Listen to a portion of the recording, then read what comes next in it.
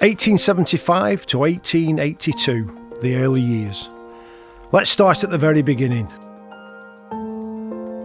Blackburn Rovers Football Club was formed in 1875 after a meeting on the 5th of November at St Leger Hotel on King William Street. The meeting was organised by two former Shrewsbury school pupils, John Lewis and Arthur Constantine, to discuss one simple question: could Blackburn have its own football club playing association rules? 17 people attended that evening, most of them all boys of Blackburn Grammar School. And just like that, Blackburn Rovers was born. Rovers played their first match on the 11th of December 1875 away at Church. Kick-off, 3 o'clock. Fine play. Richard Birtwistle scored the club's very first goal. The match ended 1-1, and with that, a 150-year journey began. Those early years weren't heavily recorded. It wasn't until 1878-79 season that the local press followed the club properly. But what was clear was how quickly Rovers were improving. By 1879 they were ready to enter the FA Cup for the very first time. Friendly defeats against teams like Glasgow Rangers were a wake-up call. The Scots were sharper, more tactical, better on the ball. So Rovers looked north for inspiration and for players. One of the most famous arrivals was Fergie Souter, a man who would go on to become a true Rovers legend. By 1881-82, the club had moved to a new ground on Leamington Street, and with it came belief. That season brought Rovers' best FA Cup run to date. Cup fever swept through the town, ending with a final at Kennington Oval against Old Etonians. Despite defeat, the team came home to a hero's welcome, because by now this wasn't just a football club, it was a club that belonged to the town of Blackburn. And then came the glory years. From 1884 onwards, Blackburn Rovers fell completely in love with the FA Cup, and the feeling was very much mutual. In 3 straight seasons, Rovers lifted the trophy 3 times, beating Queen's Park in 1884, Queen's Park again in 1885 and West Bromwich Albion in 1886. 3 FA Cups in 3 years. It was so remarkable that the Football Association awarded the club a special trophy to recognise what they'd achieved, something no one else had ever done before. After a few tougher seasons, help arrived. An invitation from William McGregor to join a brand new competition, the Football League. In 1888, Rovers became founder members. A 10-goal thriller against Accrington set the tone for what was to come. Then in 1890, another turning point. The rent at Leamington Street shot up, so the club moved again. And this time, they found somewhere that would become part of football history. Ewood Park. Either side of the move to Ewood, Rovers did what they'd always done best.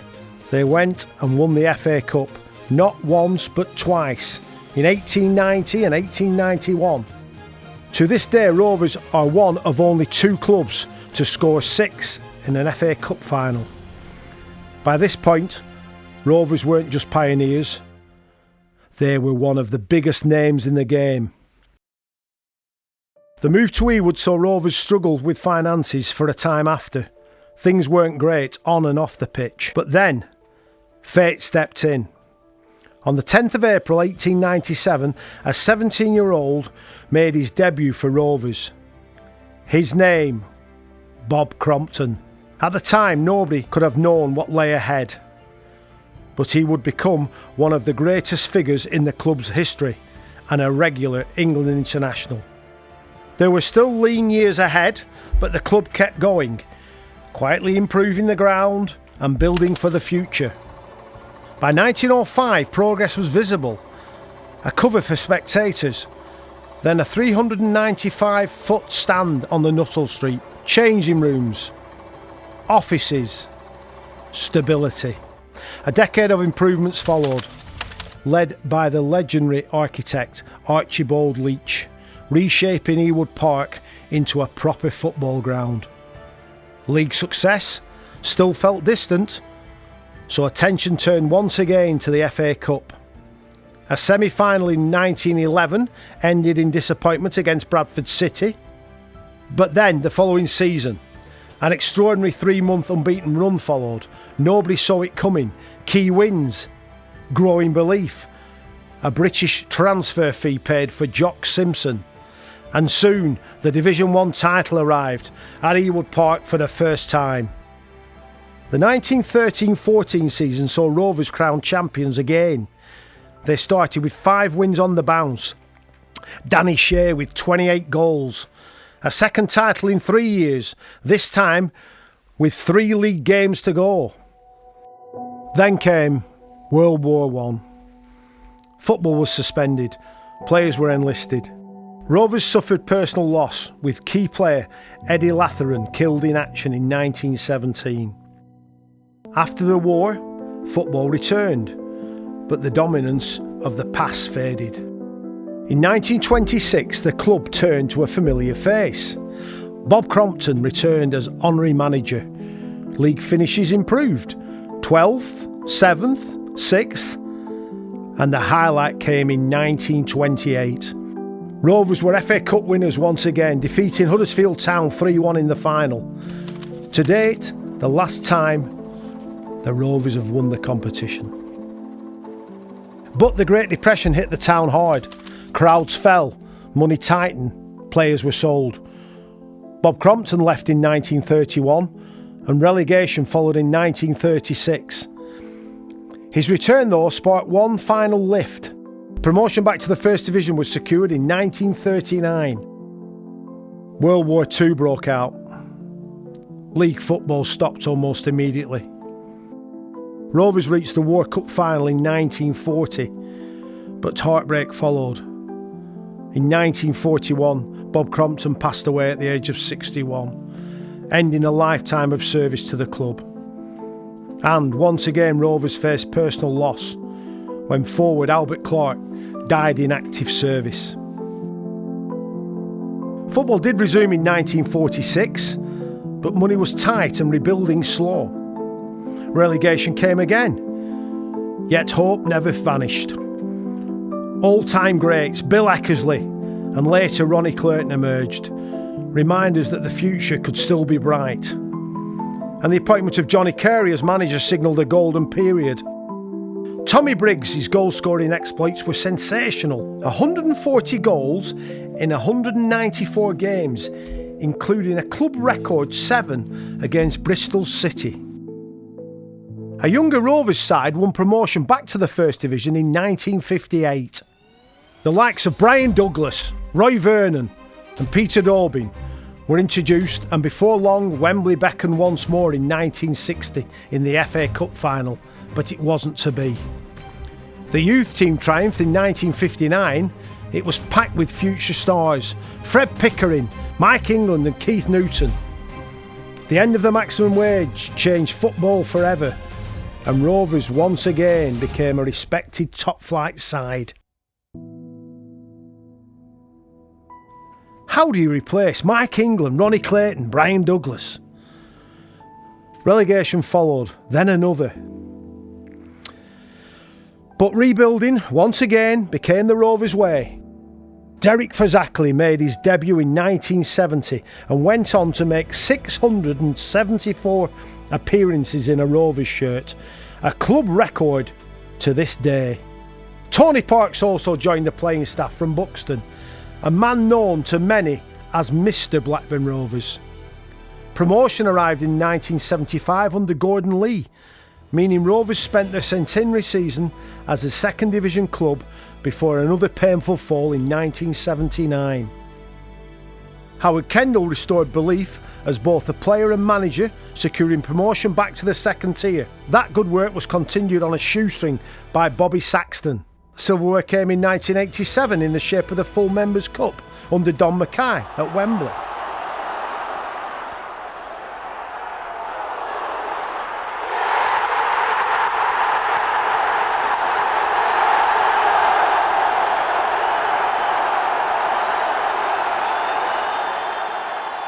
but promotion seemed so near yet so far. Eyebrows were raised when Mackay signed established internationals like Steve Archibald, Osvaldo Ardiles and Frank Stapleton. It boosted the club's public image and restored credibility. It was also the decade that Simon Garner became Rovers' all-time leading goal scorer, sealing the record strike with a hat-trick against Manchester City. He's rewritten the history books. Then came one man, Jack Walker. He brought in Kenny Dalglish, and from there everything changed. Almost every Thursday it felt like there was a new signing, another record transfer to be broken. Colin Hendry came home. Gordon Cowans and Scott Sellers brought the guile.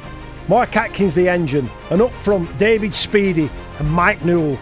Rovers were tearing through the second division before finally sealing promotion via the playoffs in 1992. Rovers have made it at last, and the grey team would gamble by Jack Walker on Kenny Dalglish has paid out the Premier Prize. Walker and Dalglish kept building. Ambitious, fearless, determined to mix it with the very best. And the money was there to back it up. Alan Shearer arrived for a British transfer record. So too did Chris Sutton, Rovers' very own SAS. Fourth place, then second, and in 1995 the unthinkable. Back on top of English football. Congratulations to Blackburn Rovers. Crowned champions at Dalglish's spiritual home Anfield. 81 years after the last time.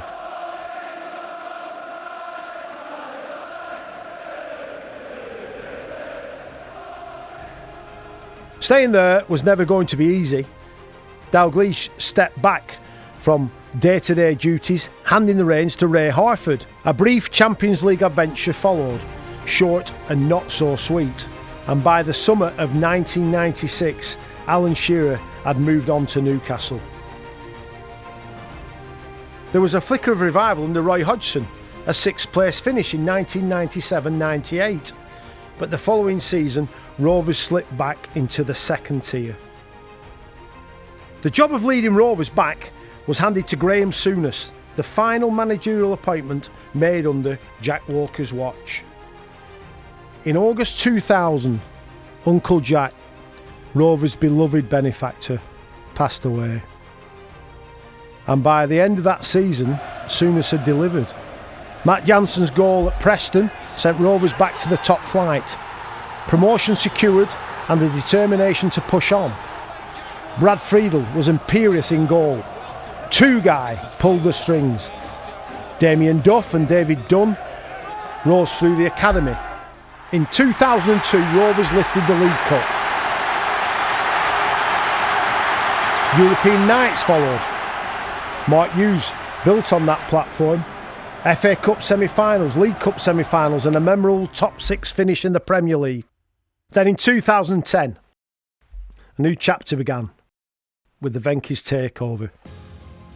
Following relegation from the Premier League in 2012, Rovers' new owners showed their intentions when they broke their transfer record by signing the prolific Jordan Rhodes for £8 million. Long-serving development coach Gary Bowyer was handed the reins in May 2013 following two spells as caretaker manager, and he brought stability back to the Rovers. Tony Mowbray was appointed in February 2017 and guided Rovers to automatic promotion back into the Championship in 2018, with the side finishing on 96 points. Managers have come and gone, and Rovers have been close to the much desired playoff position in the Championship on a number of occasions.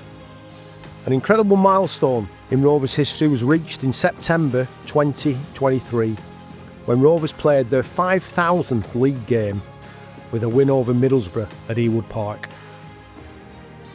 During these times, the Rovers Academy has continued to prosper and provided Rovers with a wealth of new talent. Two local born brothers, Adam and Scott Wharton, have excelled in Rovers colours.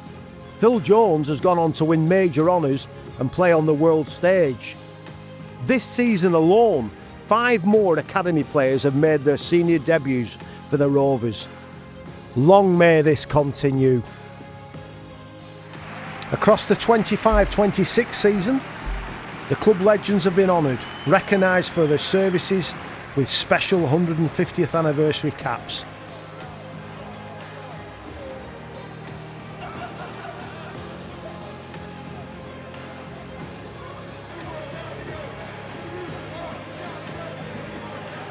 And on the 8th of November 2025, history came full circle. Rovers legends faced Old Etonians once more. Blue and white shirts, right back where they belong.